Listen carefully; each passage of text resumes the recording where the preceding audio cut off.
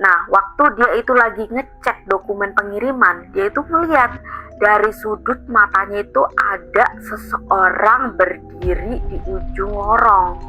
Nah, rambutnya itu panjang terurai, wajahnya tertutup bayangan, tapi gaunnya tuh hitam sangat mencolok di bawah lampu neon yang redup.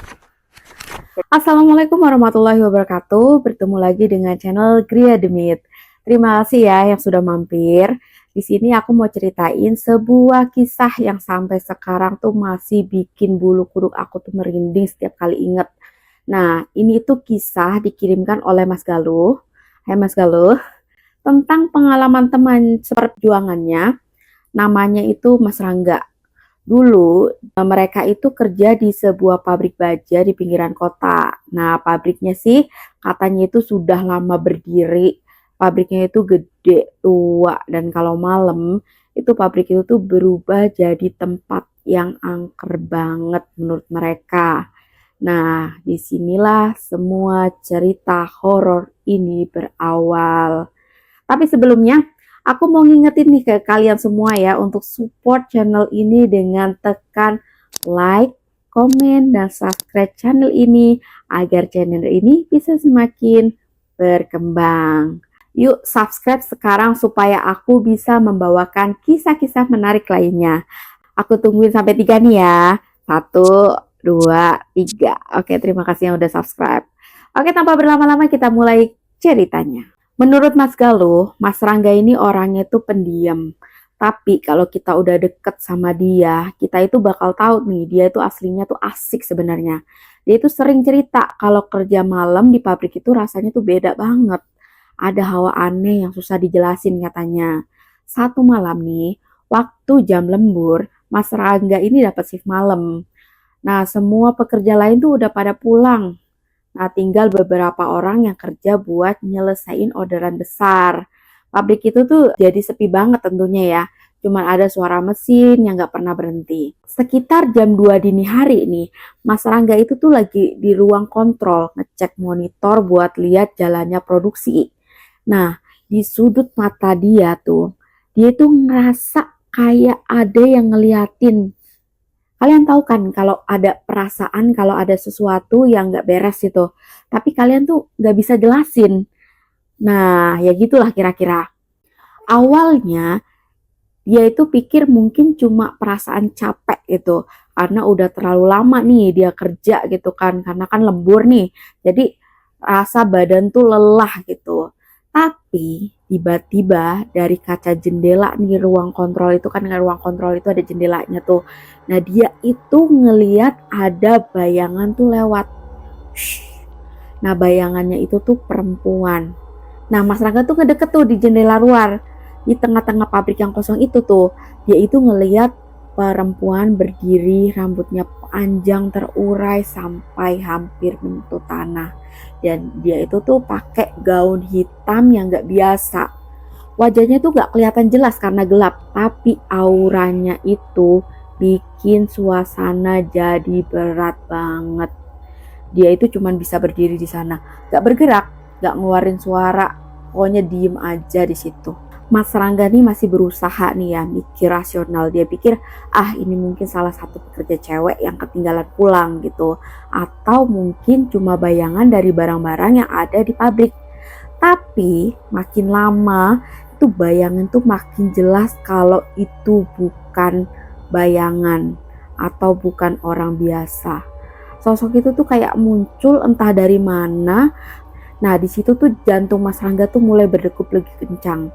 Tapi Mas Rangga itu karena penasaran dan mungkin sedikit nekat nih ya, memutuskan buat keluar dari ruang kontrol menuju tempat perempuan itu berdiri. Dan tapi anehnya, pas dia keluar, perempuan itu udah gak ada di sana. Hilang begitu saja, tanpa ada suara, tanpa ada jejak. Dan pabrik itu kosong lagi. Dan cuman ada suara mesin yang monoton gitu. Lalu Mas Rangga itu kini balik lagi tuh ke ruang kontrol dengan perasaan tuh yang gak bener-bener gak karuan gitu. Tapi gak lama setelah dia duduk, sosok itu muncul lagi. Kalian tahu Penampakannya seperti apa? Penampakannya tuh menyeremin banget. Wajah perempuan itu nih ya, pucat, matanya tuh kosong, kayak gak punya kehidupan. Rambutnya tuh basah, seolah-olah tuh kayak habis keluar dari dalam air. Nah, Mas Rangga ini gak bisa bergerak tuh, tubuhnya tuh kaku.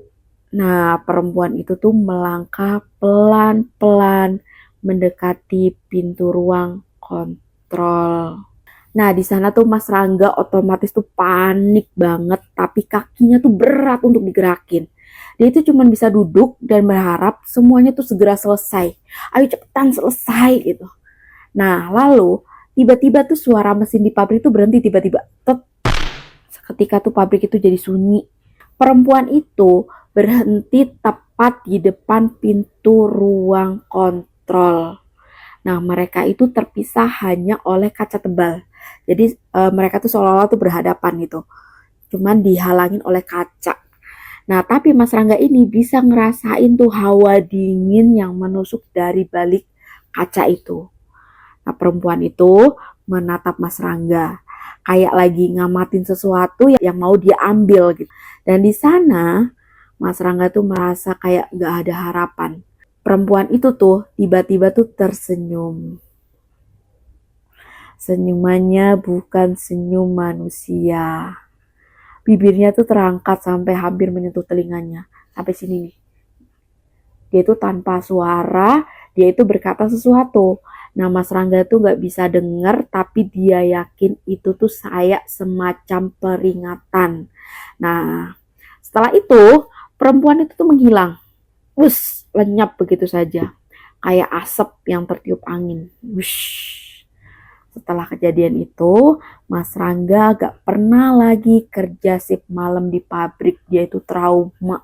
Dan dia bilang tuh ke atasannya kalau dia itu gak kuat lembur lagi. Tapi Mas Rangga itu gak pernah cerita apa yang sebenarnya dia alamin. Nah, tapi yang bikin merinding nih, beberapa minggu kemudian ada kabar nih dari salah satu pekerja juga nih yang lembur. Katanya tuh dia juga ngeliat sosok perempuan bergaun hitam yang rambutnya panjang. Persis kayak yang dilihat oleh Mas Rangga. Setelah kejadian itu, Mas Rangga itu sifatnya jadi lebih tertutup. Udah tadinya pendiam, sekarang udah jadi lebih tertutup. Dia itu sering mengurung diri di rumah kalau malam. Nah, Bas Galuh dan teman-teman lainnya itu merasa ada yang berubah nih dari Mas Rangga ini. Seringkali nih saat mereka nongkrong, dia itu tiba-tiba melamun. Kayak lagi keinget sesuatu gitu. Kalau ditanya nih sama temen-temennya, dia itu cuma bilang, gak apa-apa, aku cuma capek kok. Tapi Mas Galuh ini tuh ngerasa, pasti nih ada sesuatu nih. Berapa bulan setelah kejadian itu, ada hal lain yang makin bikin Mas Galuh ini yakin kalau pabrik baja itu bener-bener tempat yang gak beres. Karena nih, salah satu teman kerja Mas Rangga, sebut aja namanya Pak Joko tuh ya, tiba-tiba tuh resign tanpa alasan jelas. Padahal Pak Joko ini termasuk orang yang paling senior di sana. Pak Joko ini udah kerja belasan tahun. Dan yang bikin aneh, dia itu pergi gitu aja gitu. Ninggalin semua barang-barangnya yang ada di loker. Jadi bener-bener pergi tanpa peduli apapun barang-barang yang ada di pabrik itu. Makanya maksudnya itu barang-barang pribadinya ya. Nah, kabar yang Mas Galuh dengar dari orang-orang pabrik, beberapa hari sebelum Pak Joko ini resign, dia itu juga ngalamin kejadian yang aneh. Jadi Pak Joko ini cerita kalau dia itu sering dengar suara-suara aneh pas kerja lembur malam. Kayak ada orang yang lagi jalan di antara mesin-mesin yang lagi jalan tuh. Tapi waktu dia cek, itu tuh nggak ada siapa-siapa. Pak Joko ini juga pernah lihat bayangan hitam melintas cepat di antara deretan besi yang sedang diolah. Nah, ada cerita nih satu malam saat dia lagi bersiap pulang, dia tuh ngerasa ada yang ngikutin dia. Pas dia lihat ke belakang, tuh kayak cuman bayangan yang terlihat. Tapi dia tahu pasti itu tuh ada sesuatu di sana. Dan anehnya, setiap kali dia menoleh tuh bau anyir yang tajam tuh selalu muncul. Seolah-olah tuh ada sesuatu yang busuk di dekatnya. Kayak bau anyir darah gitu loh. Lalu malam terakhir sebelum Pak Joko ini berhenti, Pak Joko ini bilang dia itu sempat melihat sesuatu yang nggak pernah bisa dia lupakan. Nah saat itu dia itu sedang di area loading nih, tempat baja-baja besar itu ditumpuk. Nah waktu dia itu lagi ngecek dokumen pengiriman, dia itu melihat dari sudut matanya itu ada seseorang berdiri di ujung lorong. Nah, rambutnya itu panjang terurai, wajahnya tertutup bayangan, tapi gaunnya tuh hitam sangat mencolok di bawah lampu neon yang redup. Jadi lampu di sana mungkin nggak pernah diganti kali ya, makanya redup. Jadi Pak Joko tuh langsung teringat nih cerita dari Mas Rangga, karena kan sebelumnya Mas Rangga juga pernah ceritakan bahwa dia itu pernah melihat sosok si perempuan ini. Jadi langsung Pak Joko tuh langsung notice nih, oh ini kayaknya yang diceritain sama Mas Rangga. Oke, balik lagi nih ke cerita. Gak lama setelah itu, perempuan itu mulai berjalan perlahan ke arah Pak Joko. Tapi anehnya setiap langkah yang diambil perempuan itu suaranya tuh seperti air yang menetes di lantai baja. Bunyinya tuh kayak pluk, pluk gitu, kayak netes-netes gitu, gimana sih? Nah, itu tuh pelat tapi jelas. Lalu Pak Joko tuh panik, lalu dia itu segera berbalik dan lari ke arah pintu keluar. Tapi saat dia itu lari, suara langkah perempuan itu semakin cepat tuh. Seakan-akan tuh lagi ngejar dia, lagi ngejar Pak Joko nih. Lalu di saat yang bersamaan, lampu-lampu pabrik mulai mati satu persatu, meninggalkan kegelapan yang mengerikan di belakangnya. Pak Joko akhirnya berhasil keluar dari pabrik, tapi malam itu jadi malam terakhir dia datang ke sana. Nah, lalu besoknya dia itu langsung kirim surat pengunduran diri nih tanpa penjelasan lebih lanjut. Sejak saat itu, rumor soal pabrik baja itu semakin menyebar. Banyak nih pekerja yang mulai ngomongin soal penghuni lama pabrik itu. Meski nggak ada nih yang berani terang-terangan ngakuin kalau mereka juga pernah tuh melihat sesuatu. Tapi yang paling mengejutkan adalah saat Mas Rangga bilang kalau perempuan itu gak cuman ada di pabrik. Lalu kemana si perempuan itu? Nah, Mas Rangga ini ngejelasin nih. Beberapa minggu setelah Pak Joko itu pergi, Mas Rangga tuh mulai ngerasa nih kalau sosok perempuan itu tuh ngikutin dia. Ngikutin dia itu kayak pulang kemana, ketika dia di toilet atau ketika dia lagi mau ke tempat temen, itu tuh selalu ngikutin katanya. Nah setiap malam dia itu selalu merasa ada yang mengawasi dari kegelapan sudut-sudut rumahnya. Awalnya nih ya, dia itu cuma ngerasa ada yang aneh nih saat malam-malam saat dia itu mau tidur, kayak ada bayangan yang bergerak di balik pintu kamarnya. Kabarnya nih, satu malam saat Mas Rangga yang udah mulai nggak betah nih sama perasaan yang seolah-olah diawasi ini, itu Mas Rangga nih bangun dari tempat tidur untuk mengecek rumah nih. Terus dia itu nyalain lampu dan keliling seluruh penjuru ruangan di rumah dia tuh nggak ada apa-apa. Rumahnya tuh sepi seperti biasa, nggak ada hal-hal yang aneh gitu. Tapi pas dia masuk ke kamar mandi untuk cuci muka, dia itu merasa ada yang gak beres. Di kaca cermin dari sudut matanya, dia lihat ada bayangan di belakangnya. Mas Rangga itu langsung membeku, pelan-pelan dia itu menoleh ke belakang dan di sana perempuan itu berdiri. Gaun hitam yang dulu terlihat kotor di pabrik sekarang tuh basah kuyup dari ujung rambut yang panjang tuh, rambutnya yang panjang itu menetes air. Wajahnya tuh pucat dan dari matanya tuh keluar cairan hitam pekat yang menetes ke lantai. Tanpa suara, perempuan itu tersenyum. Senyum yang sama seperti yang dilihat di pabrik. Nih yang senyumnya seperti ini. Kiramin gak? Nah Mas Rangga tuh langsung jatuh tersungkur. Ketakutan, pokoknya dia tuh ketakutan. Tiba-tiba jatuh gitu. Nah saat dia kembali melihat cermin, perempuan itu sudah hilang. Tapi di lantai kamar mandi itu masih ada jejak air. Nah, loh, jejak air dari mana coba? Nah, sejak kejadian itu, hidup Mas Rangga itu nggak pernah sama lagi. Dia itu mulai sering ngalamin mimpi buruk. Mimpinya tuh selalu sama di dalam pabrik baja. Terus perempuan dengan gaun hitam itu tuh terus ngejar dia. Tertawa dengan senyum lebar yang menghantui. Aduh, kasihan banget nih Mas Rangga nih ya. Aku tahu nih kalian pasti penasaran kan gimana akhir dari cerita Mas Rangga ini. Nah, lanjut yuk ke ceritanya.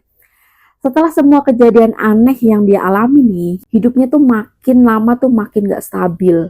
Mimpi buruk tentang perempuan bergaun hitam itu tuh terus menghantuinya setiap malam. Bahkan di siang hari pun Mas Rangga tuh sering ngerasa kayak ada yang ngikutin dari belakang. Dari situ tuh Mas Rangga tuh mulai sering banget bolos kerja dan lebih banyak mengurung diri tuh di rumah. Mas Galuh dan beberapa teman-temannya ini tuh sempat beberapa kali tuh datang ke rumahnya Mas Rangga ini buat ngajak ngobrol. Karena semua teman-temannya tuh udah mulai khawatir. Tapi anehnya nih, setiap kali Mas Galuh datang, rumahnya tuh selalu gelap, tirainya tuh tertutup dan suasananya tuh begitu sunyi kayak gak ada kehidupan. Nah, ketika akhirnya Mas Galuh itu berhasil ketemu sama Mas Rangga dan Mas Rangganya ini udah nggak kelihatan kayak dirinya yang dulu gitu. Wajahnya tuh pucet, matanya tuh cekung dan dia itu selalu bicara dengan suara pelan, kayak orang yang nggak tidur berhari-hari. Di suatu sore, Mas Galuh tuh inget banget waktu itu, Mas Rangga itu akhirnya cerita sesuatu yang bikin Mas Galuh tuh merinding. Dia tuh bilang, perempuan itu udah nggak cuma di mimpi lagi katanya. Jadi sekarang dia itu ada di sini, di rumah ini. Mas Rangga itu ngelihat ke sudut ruangan, tepat di samping lemari yang udah usang gitu. Seolah-olah perempuan itu lagi berdiri di sana. Mas Galuh tuh ikut-ikutan lihat, gitu. Tapi jelas nggak ada siapa-siapa tuh di situ. Namun dari raut wajah Mas Rangga, Mas Galuh tuh tahu bahwa Mas Rangga ini serius, nggak ngada-ada. Setelah dari rumah Mas Rangga, malam itu Mas Galuh tuh pulang dengan perasaan nggak karuan. Mas Rangga tuh semakin hari semakin tenggelam dalam ketakutannya gitu. Dia itu udah nggak bisa bedain mana yang nyata dan mana yang cuma halusinasi. Seminggu setelah pertemuan itu, Mas Galuh ini dapat kabar yang bikin Mas Galuh tuh shock berat. Kabar apa? Yaitu Mas Rangga ditemukan gak sadarkan diri di dalam rumahnya. Tetangganya tuh bilang, mereka tuh mendengar suara benda, kayak benda jatuh dari dalam rumah. Tapi pintu itu terkunci dari dalam. Dan akhirnya tetangga tuh harus mendobrak pintu buat masuk. Lalu yang mereka lihat itu, di dalam rumah mereka menemukan Mas Rangga itu tergeletak di lantai kamar mandi. Dengan kondisi tubuhnya tuh basah kuyup. Tapi anehnya itu, gak ada air di mana-mana. Gak ada yang tahu tuh kenapa tubuhnya itu bisa basah seperti itu. Dari mana itu airnya? Nah, pada saat itu, Mas Rangga itu langsung dibawa ke rumah sakit. Setelah diperiksa, dokter tuh bilang kondisinya tuh kritis karena serangan jantung. Nah, Mas Galuh sama teman-temannya ini langsung datang ke rumah sakit tuh untuk menjenguk. Tapi anehnya nih, menurut dokter, gak ada tanda-tanda fisik yang bisa ngejelasin kenapa Mas Rangga ini bisa kena serangan jantung. Mendadak lagi gitu. Jadi gak ada tuh riwayat penyakit jantung dalam diri Mas Rangga dan usianya tuh masih tergolong muda. Karena biasanya kan untuk sakit jantung ya walau alam untuk biasanya tuh orang-orang yang sudah berumur gitu. Ini kok masih muda tapi kok kena serangan jantung mendadak begini. Nah, setelah itu satu hal yang terus terngiang-ngiang di kepala Mas Galuh tuh saat tubuh Mas Rangga tuh ditemukan. Mas Rangga itu kayak memegang sesuatu, megangnya tuh erat banget tuh di tangannya, yaitu sebuah helai rambut panjang. Bukan sebuah, tapi beberapa helai. Nah, rambut panjangnya itu basah dan hitam. Nah, dari situ Mas Galuh tuh melihat kayak pasti ini ada sesuatu yang gak beres nih. Dan akhirnya Mas Galuh tuh berinisiatif nih untuk memanggil Ustadz. Setelah Ustadz itu sampai di rumah sakit, Pak Ustadz itu bilang bahwa Mas Rangga ini ada yang ngikutin. Lalu Pak Ustadz ini nyaranin untuk membawa Mas Rangga itu ke tempat pesantren di mana beliau dulu berguru untuk dipertemukan dengan guru besarnya. Nah, lalu singkat cerita nih ya, Mas Rangga itu beneran nih dibawa ke pesantren itu nih. Lalu guru besar dari Pak Ustadz itu menghimbau nih kalau Mas Rangga itu disuruh nginap saja di pesantren itu. Kenapa menginap? Tentunya untuk dilakukan pengobatan, karena menurut guru besarnya Pak Ustadz ini pengobatannya itu nggak bisa sekaligus, itu harus bertahap. Menurut Pak Kiai itu juga, Mas Rangga itu jiwanya itu kayak sudah diambil sebagian oleh si perempuan itu tuh yang bergaul hitam. Dan kalaupun nih jiwa Mas Rangga ini balik, kesehatan mentalnya tuh udah terganggu. Jadi Pak Kiai ini menyarankan Mas Rangga itu untuk dilakukan terapi juga. Intinya Mas Rangga ini masih bisa tertolong lah gitu kan. Cuman memang harus bersabar dan pengobatannya juga harus bertahap. Nah, di sini singkat cerita, setelah berbulan-bulan Mas Rangga di pesantren itu, dan Mas Galuh pada saat itu juga menjenguk Mas Rangga, sudah terlihat kondisi dari Mas Rangga ini jauh mulai membaik. Dan dari situlah Mas Rangga cerita kisah yang dialaminya ke Mas Galuh. Nah, kalau kalian tanya nih si perempuan itu kemana, Mas Rangga pun juga tidak bisa menjawab guys. Karena waktu ditanya ke Pak Kiai, pun Pak Kiai tidak menjawab. Katanya tuh, sudahlah, yang penting kamu tuh sehat dan sudah tidak diganggu lagi. Perihal perempuan itu bagaimana, sudah urusan Allah. Biarlah Allah yang urus, kamu gak usah kepo-kepo gitu istilahnya mah. Oke, nah begitulah akhir dari kisah ini. Semoga dimanapun kalian selalu diberikan perlindungan dari Yang Maha Kuasa, perbanyak ibadah dan doa. Semoga kita terhindar dari malapetaka yang merugikan diri kita sendiri dan juga orang lain tentunya, atau orang-orang yang kita sayang. Nah, sekian dari saya healthy. Wassalamualaikum warahmatullahi wabarakatuh. Bye.